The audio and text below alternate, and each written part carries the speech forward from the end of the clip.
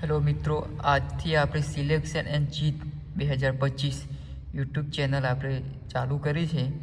તેને આપણે લગભગ 2 કે તેથી વધુ દિવસમાં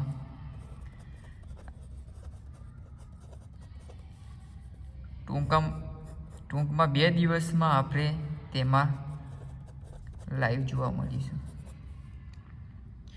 તમે જલ્દી શેર કરી દો આ ચેનલને બીજા ગ્રુપમાં,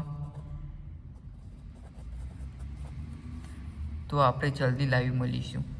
કેમ કે હવે પોલીસનું રનિંગ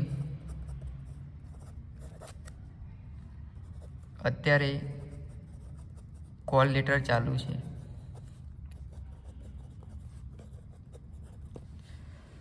તો એના માર્ચમાં પૂરું થવાનું છે રનિંગ. તો આપણે એવું રાખીએ કે એના પછી કોઈ બી બોર્ડ 30 દિવસનો સમય આપે તૈયારી માટે, કાં તો 21 દિવસનો. તો આપણે આઈ થિંક એપ્રિલમાં ગણતરી રાખવાની છે.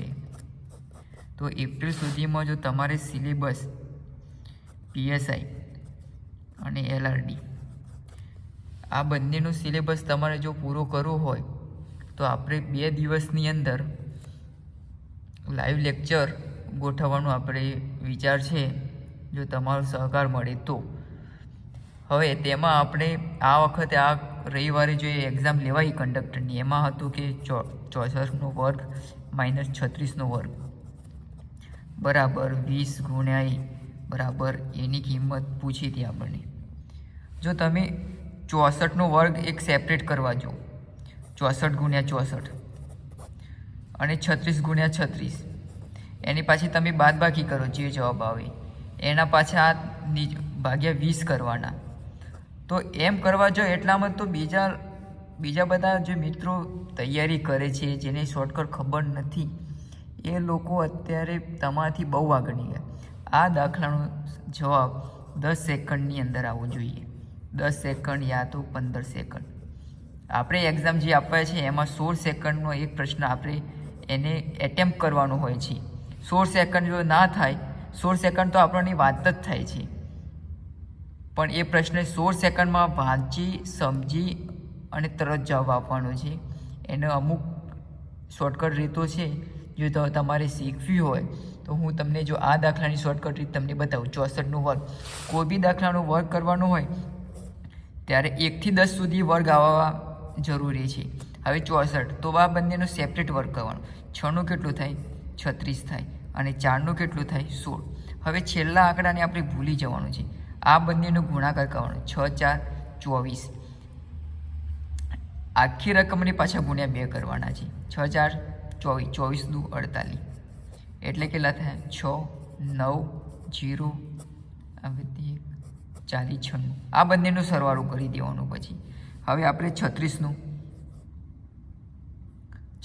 જોઈશું. હવે સિંગલ ડિજિટ આવે તો 3નો વર્ગ કેટલું થાય? 9, એટલે 0 9 લખવાનું. 6નું કેટલું થાય? તો 36. આપણે છેલ્લા આંકડાને ભૂલી જવાનું છે. 3 ગુણ્યા 6 18, આખી સંખ્યાને ગુણ્યા 2, 18 દુ 36, 6. આ સરવાળો કરવાનો છે આનો. 9 12 96. હવે તમારે જોવું હોય તો જોઈ લો કે 36 ગુણ્યા તમે 36 કરીશો તો 12 96 આવી જશે. પણ એના માટે આ શોર્ટકટ રીત છે. એ કોઈ બીનો તમને હવે નાની રકમ કહું તો તમને વધારે યાદ રહેશે. કે જો તમે 12 લઈ લો, 12નો વર્ગ તમને નથી આવતો સેપરેટ. 1નો જો સિંગલ ડિજિટમાં આવે તો 0 1 કરવાનું, 2નો 0 4. હવે આપણે છેલ્લા આંકડાને ભૂલી જવાનું છે. હવે 1 ગુણ્યા 2 કરવાના, એટલે 2 થયા, અને 2 ગુણ્યા 2 એટલે 4. આ આંકડાને ભૂલી જવાનું, અહીંયા મૂકવાનું.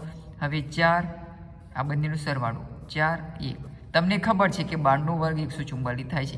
એવી જ રીતે 13નો વર્ગ 13 0 1 અને 0 9. 1 થી 10 સુધીના વર્ગ આવવા જરૂરી છે આના માટે.